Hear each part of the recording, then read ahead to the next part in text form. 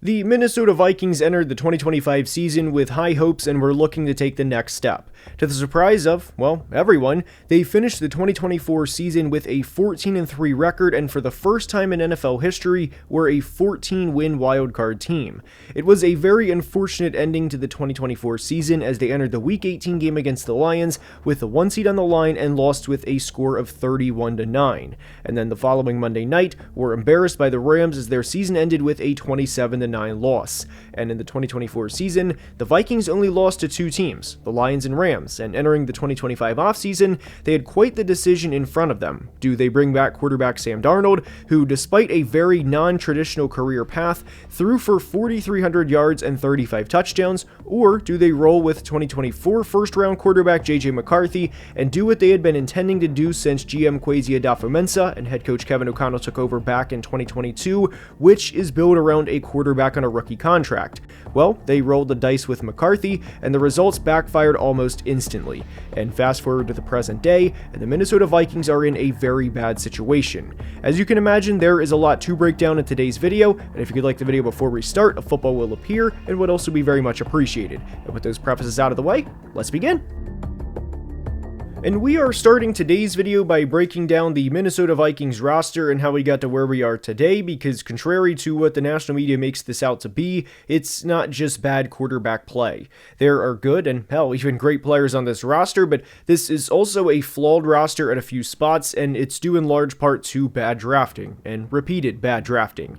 It is not an exaggeration to say the 2022 Minnesota Vikings draft class is one of the worst of the 2020s. They had 4 picks in the top 66 and received next to zero contribution from any of those said picks. And there's a reason the old saying is to build through the draft and to supplement through free agency, and it's because you do not want to be put in a situation like the Vikings have been over the past few off seasons, where you have to essentially put Flex Seal on the roster because of how bad the misses were within the NFL draft. And within the 2022 NFL draft specifically, the Vikings had the 12th overall pick and needed a safety. None other than Notre Dame's Kyle Hamilton was available when they were on the clock. So first-year GM Kwesi Adofo-Mensah did the logical thing and traded back 20 spots with the division rival Lions so that they could come up and draft Jameson Williams. And given that you are trading back, especially with a division rival, you would think there would be quite the tax to trade up, but nope, the Vikings also lost value on the trade as if they were doing the Lions a favor. And then they drafted safety Lewis Cine at number 32 overall, who would go on to play 10 total defensive snaps for the Vikings during his time in Minnesota. And no, that is not an exaggeration, that is actually how many snaps he played. I'm not going to go over every pick within the 2022 draft to this degree for time purposes, but if I were on the clock at pick 12 in 2022, well, you guys know that I am a believer in drafting good football players and to not overcomplicate the process if you don't have to, and I would have drafted any of Kyle Hamilton, Jordan Davis, Trent McDuffie, or Tyler Linderbaum. All of those players filled needs for the Vikings at the time, and all would have been a fine selection, and you get the point of how the draft would play out for Minnesota.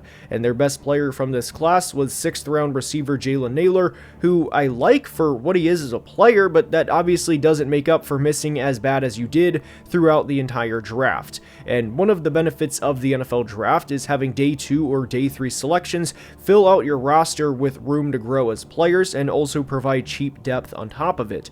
But because this class was so bad, they quite literally couldn't do this really outside of Jalen Nailor and an occasional spot start from running back Ty Chandler. And this draft still hurts this team to this day. And during the 2022 regular season, the Vikings traded a 2023-2 and a 2024-3 for TJ Hockenson, which was a good trade at the time, credit Kwesi where it's due, but because of how historically bad the 2022 draft class was, not having a second round pick the following year in some ways hurt the Vikings because they were not receiving any rookie contribution the way you'd expect from a team that, again, had 4 selections in the top 66 picks. And in fairness to TJ Hockenson, this was a beneficial trade for both sides as Hockenson was on pace for over 1,000 yards in 2023 before tearing his ACL and MCL in a game, ironically, against his former team, the Detroit Lions. And unfortunately, that was a career-altering injury because Hockenson has been nowhere close to the same player since the injury, and you can tell he does not have the same explosiveness as he once did, and he almost never breaks a tackle. And there is also a reason he's averaging just 8.1 yards per catch in 2025, and I'll leave it at that. Now, each and every draft cycle, the word generational is thrown around far too often, and if you are a longtime supporter or viewer of the channel, then you know that I refer to generational as the G word, as there's a reason that prospects should be viewed as generational when those said prospects come around, like a Jamar Chase or a Penei Sewell, and you get the point. Those are not yearly players. They are, again, once-in-a-generation type players, and that's no disrespect to players that are going to be taken in the first round this year, but I don't think there's a true once-in-a-decade type player or a generational type player. So where we are going with this is I really do think the 2022 Vikings draft class was generationally bad, and that's the type of draft that sets you back a couple of years, and with the complete lack of depth the Vikings have on their roster at this point, unfortunately you are now seeing that. Now, for general manager Kwesi Adofo-Mensah specifically, there's a lot of criticism to be had, which we will certainly get to with the 2024 and 2025 Vikings draft classes, but trading a 2023 2 and a 2024 3 for tight end TJ Hawkinson is a fine trade. I don't think that there's any criticism that should be had from making that said trade. In TJ's first full season with the team in 2023, he was on pace for 1,000 yards, and he still had over 950 yards in over 15 games played that season. So I don't think there should be any criticism for trading a 2 and a 3 for a 1,000-yard tight end and a Pro Bowl tight end at that you probably wouldn't have drafted in the second round if we were being honest. Kwesi's draft history is, again, obviously bad, so if you were trading a 2 and a 3 for a Pro Bowl caliber player, I mean, yes, you have to pay him, but I'm fine with that, all things considered. Now, pertaining to the 2023 Vikings draft class, it started with USC wide receiver Jordan Addison. I think there's a conversation to be had about Jordan Addison and the problems that he's had off the field, the distractions to the team, but with the player he is on the field, again, I think you have to credit Kwesi. This was a good draft pick, and Jordan Addison, believe it or not, leads the 2023 draft class in receiving touchdowns to this day, and obviously with the conversation about Justin Jefferson and the quarterback play he's had over the past couple of years also applies to Jordan Addison, and for him to lead that draft class in receiving touchdowns with guys like Jackson Smith-Njigba and Puka Nacua and Sam Laporta and Tucker Kraft, I'm going to consider that a hit of a draft pick. And like we said, the Hawkinson second round selection I am completely fine with. And again, you have to at least be fair to Kwesi within criticisms. He did not know that TJ was going to tear his ACL and MCL and not be anywhere close to the same player after the said injury. The Vikings only had one top 100 pick in 2023, due in large part to the Hawkinson trade, and when they were on the clock in the third round initially, they traded back, so their 102nd pick in the 23 draft was Vikings corner Mekhi Blackmon, and I'm not going to give an in-depth breakdown for every player from 2023, but what you should know is, outside of Jordan Addison, the only other player on this roster from 2023 is still safety Jay Ward, and Jay Ward is a special teams player. He has played less than 100 total defensive snaps because he's, again, more of a special teams player, and they also signed undrafted free agent Ivan Pace as a UDFA, but when you look at this class, and specifically the decision to trade Mekhi Blackmon away prior to the 25 season, the corner depth on this team is horrible, due in large part to the ineffectiveness of Kwesi's drafts over the past couple of years, and there should be some criticism with the Mekhi Blackmon trade.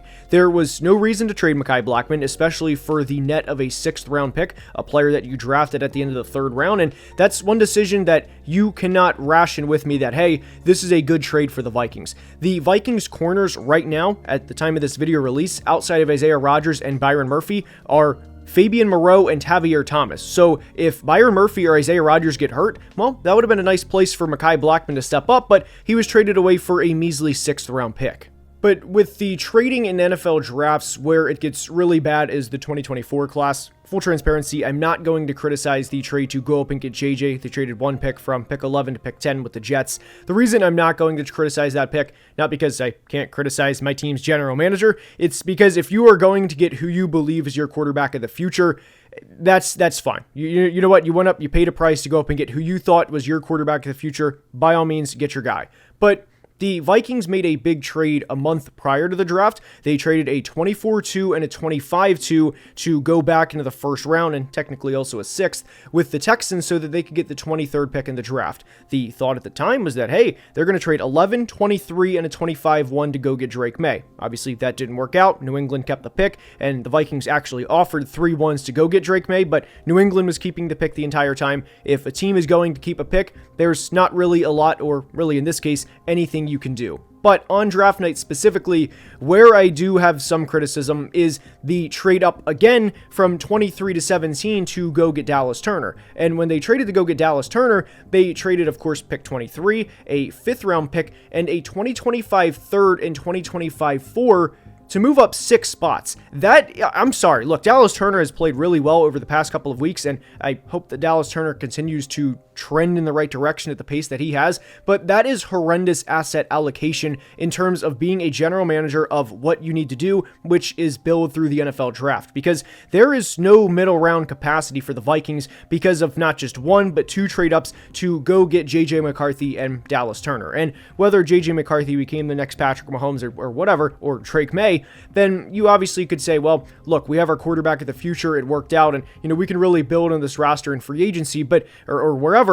But to do this to begin with was very bad asset allocation. Now, the Vikings did draft a corner in the 4th round in Kyrie Jackson, who is unfortunately no longer with us. Obviously, that's a very tragic situation. That is a situation that I just wish, my thoughts and condolences are still with Kyrie and his family and his loved ones who still deal with this every day. And I'll just leave it at that. And with the moving on from the Kyrie Jackson selection from a football standpoint, they didn't pick again until pick 177, and when you're at that point in the draft, there's not much that should be expected past that point. And past that point, the Vikings one selection they did have that was really good, and a player who's actually one of the best at his position in the NFL, that's kicker Will Reichard. Now, when you trade all of these day 2 picks over a course of a couple of years, you're going to work with a lot of one-man draft classes, which is what the Vikings did in 2025. They had one selection inside the top 100, which was guard Donovan Jackson, and I like Donovan Jackson. He's a player that can play for this team for several years, and I think there's a chance he might make a Pro Bowl down the line. But outside of that, this was not a good draft class for Minnesota, and I liked the idea of Ty Felton being on the Vikings. I did not like the idea of Ty Felton being selected at the end of the 3rd round above Alec Manor and Torrey Horton, both receivers that I thought were significantly better prospects than Ty Felton, and we'll see how that plays out. But right now, at the time of this video release, he has 1 catch in his entire rookie season, and that's kind of what we've come to expect with Kwesi Adofo-Mensah and his draft picks over the past couple of years. That was a pick that I thought was a significant reach. I didn't have Ty Felton in my top 150. They took him at 102, and I didn't think it was a good pick then. I didn't think it was a good pick now, and again, there were clearly better receiving prospects on the board when Ty Felton was selected. And now that we've discussed the Minnesota Vikings draft over the past couple of years, that brings us to the big decision they had this offseason of whether or not to bring back Sam Darnold or to roll with 2024 first-round quarterback JJ McCarthy. And there's a lot that goes into this because it's not just one or the other, and whenever people talk about this on the internet, conveniently these points are, well, never brought up. It's usually, haha, the Vikings stink, JJ McCarthy's play terrible, 9 is a joke, and you get the point. But what is not brought up, because this doesn't fit the narrative people want to discuss, is the Vikings actually offered Sam Darnold a contract similar to what he received with the Seahawks in terms of AAV. Now, Sam Darnold was offered a 3-year deal of up to $100 million by the Seahawks, and again, what is also not brought up is Sam Darnold is a West Coast guy. Darnold has said in press conferences and media clips throughout the season that he loves it in Seattle because it brought him back out to the West Coast, and that his parents go to more games than they did in places he previously played. Not only that, but Darnold was unquestionably the quarterback 1 in Seattle, where obviously if he made a mistake in Minnesota, fans and media would be breathing down Kevin O'Connell and Sam Darnold's neck about when will JJ McCarthy play. Again, these things are never brought up. Not only that, but if Sam was brought back to Minnesota, the Vikings also would not have been able to address the trenches the way they did this offseason and the way they have wanted to for some time. Another part that gets conveniently glossed over is Sam Darnold was sacked 9 times in the wild card round game against the Rams. Obviously, it would be ignorant to say all of those sacks were on Sam Darnold, although a few definitely were, but the point is, the Vikings' offensive line was not good in 2024, and if they brought Darnold back, sure, they could have still drafted Donovan Jackson in the first round, but it's not like Donovan Jackson is a 2018 version of Quentin Nelson, where he's completely changed the offensive line and the culture within the locker room. And even with a healthy Christian Darrisaw, there still would have been 2 spots to fill along the offensive line. And another part that is either conveniently forgotten forgotten or purposefully not brought up because, again, it doesn't fit the narrative, is the Vikings finished 26th in average yards per carry last year. Not only that, but this was a very flawed team that because they won so much last year, the flaws of this team simply were not discussed. It's not a coincidence the Rams, with their dominant defensive line and ability to get after the quarterback, were able to dominate the Vikings the way they did in the wild card round. Now, if you ask the question if Sam Darnold is on this team in 2025, are they in a better situation now than they currently are, even despite how much they spent in free agency to address the trenches the way they did? And the answer is undoubtedly yes. But lost within the Darnold and McCarthy discussion is the fact the Vikings wanted a quarterback on a rookie contract from the minute they took over in 2022, meaning Kwesi Adofo-Mensah and Kevin O'Connell, but unexpectedly winning 13 games in 2022 delayed their plans. Now, with Darnold and McCarthy, there's two big things that aren't discussed. One is the Vikings safety room, which would still be one of the worst in football, which is an extreme liability for a team that would be competing for a Super Bowl, and two, just how bad JJ McCarthy would be. You have every right to think JJ McCarthy was going to be a bust from the start, and I acknowledge that, and those people have been vocal about the fact that they thought JJ McCarthy was going to be a bust, but I don't think anybody would have thought he would be borderline Jamarcus Russell level bad through his first 6 starts.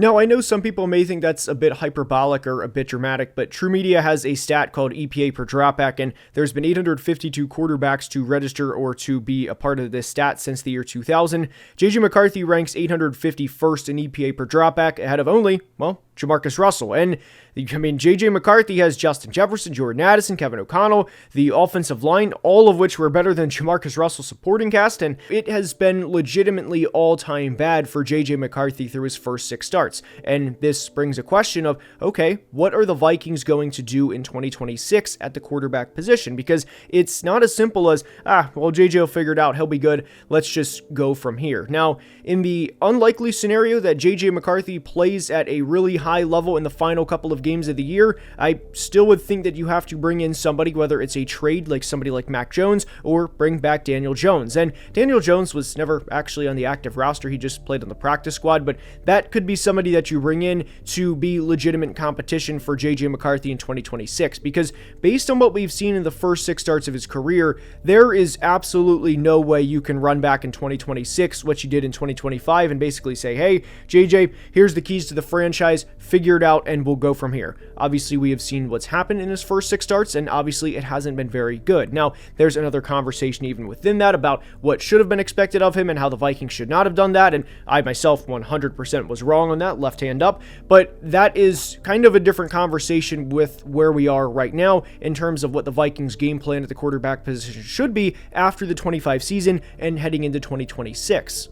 Now, why we titled today's video "The Minnesota Vikings Are in a Very Bad Situation," aside from the obvious, is their quarterback play has been bad this year, and everyone knows that, and that also hurts the Vikings in trade negotiations because the reality is Kevin O'Connell's seat is not cold, and I don't think it's scorching hot by any means, the way I think Kwesi Adofo-Mensah's seat is scorching hot at the moment, but the reality is everybody knows they need an upgrade at the position, and I think it would be a very bad process to give up on JJ McCarthy to go and try and draft a quarterback in the first round this year after JJ missed his first year due to injury, and also the fact that Sam Darnold had a great year. And that part's not brought up, as even if JJ McCarthy was healthy, Sam Darnold was still going to play over him because of the year he was having. But anyways, I think it would be a bad process to draft a first-round quarterback after JJ McCarthy did not work out in 2025, and I would rather go the veteran route. So if they are trading for Mac Jones, Kyler Murray, Anthony Richardson, none of those teams are going to say, hey, you know what? We feel really bad for what happened to you guys this year. We have Mac Jones. I'm John Lynch. Hey, Kwesi, look, buddy, I'll do you a favor. Just send us a 5. I'll send you a 6 back, and we'll call it even. That is not how it works. Teams obviously can see with their eyes that the Vikings quarterback play this year has been horrendous, and you don't accidentally have a team 13 to 19 TD to INT ratio through the first 12 games of the year unless the quarterback play is, again, very, very bad. And in Week 13 specifically, Max Brosmer threw for 126 yards, 0 touchdowns, and 4 interceptions, and it was the first time a quarterback had that exact stat line since Tommy Thompson did it with the Eagles back in 1950. Tommy Thompson was a World War II veteran, so we of course thank Tommy for his service, but Tommy was also blind in one eye, and that's kind of the level of play that the Vikings have had at the quarterback position this year. Now, again, we do thank Tommy for his service in World War II, very much thank him for that, but I can't say it's an ideal scenario to have your quarterback have a stat line comparable to that in the year 2025. So what do the Vikings actually do at the quarterback position this offseason? Well, I think if there is one thing that Kwesi Adofo-Mensah and Kevin O'Connell regret, it's the fact that they didn't bring in legit competition behind JJ this offseason. I think that everybody would acknowledge how bad of a decision that was in hindsight. We did mention the possibility that Daniel Jones could come back to the Twin Cities. We brought up Mac Jones and Kyler Murray being traded this offseason, and there is also some substance to Anthony Richardson becoming a Viking. There's a dialogue, or there was a mic'd up clip between AR and Kevin O'Connell after the Vikings-Colts game in 2024, where O'Connell basically said, hey, I like your game, I know Shane Steichen likes your game, put your head down, work hard, and you have a long future in the NFL. I think there is something there, but there's also something there with another player who has all the physical tools to play at the NFL. He's obviously just had some very bad interceptions during his time as a player in the NFL, and that's Will Levis, who will be on an expiring contract with the Titans in 2026. So if there is a late-round pick swap quarterback, I think Will Levis being in Minnesota next year is a very real reality.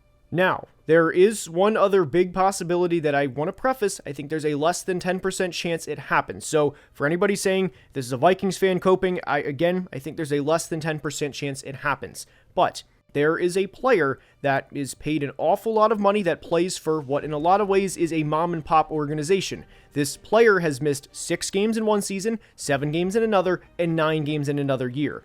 And that player is Joe Burrow. And if I am being completely honest, I don't think the idea of him being traded this offseason is as crazy as some people want to make it out to be. There's going to be some people that initially hear that, man, there's zero chance, you're just a dumb Vikings fan coping.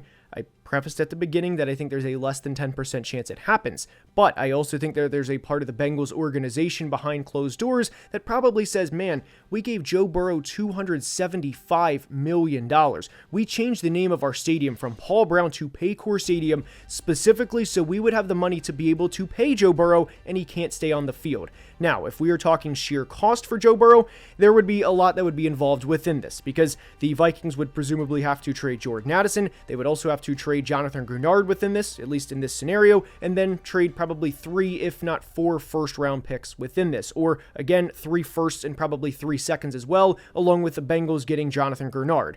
That, to me, I prefaced with a less than 10% chance of happening, but if the Vikings were to do that, that would be undoubtedly Kwesi Adofo-Mensah's, my seat is absolutely on fire, I have to make something happen, and Joe Burrow, please save my job in the process. Don't think that's going to happen, but I don't think the idea of Joe Burrow being traded is as crazy as some people want to make it out to be. If I had to put money on what the Vikings do this offseason at the quarterback position, I think it would be Mac Jones. And the reason that I also brought up Joe Burrow was because when you look around at the NFC North, the teams that the Vikings have to play 6 times per year, well, they play the Lions, the Packers, and the Bears, all of which at this point are better than where the Vikings currently are. And I know the Vikings did beat the Bears and Lions each once this year, but there's a reason that each team has 7+ wins at this point, and that through 13 weeks, the Bears were the number 1 seed in the conference. All of those teams are trending way up, and the Vikings, unfortunately, are, at the bottom of the division, and if Kwesi Adofo-Mensah's job is completely on the line, which, if he is still there this offseason, then there's no doubt his seat will be scorching hot, then that's where the Burrow trade would come in. Prefaced it with a less than 10% chance, and again, if I had to pick right now, or if I had to guess right now, I do think the player that will be under center for the Vikings at the start of the 2026 season would probably be Mac Jones. I hope you enjoyed, and if you did, please like the video and subscribe as we are closing in on 225,000 subscribers, and I cannot thank you enough for the support. Until next time, please be safe and have a great day. Love you guys.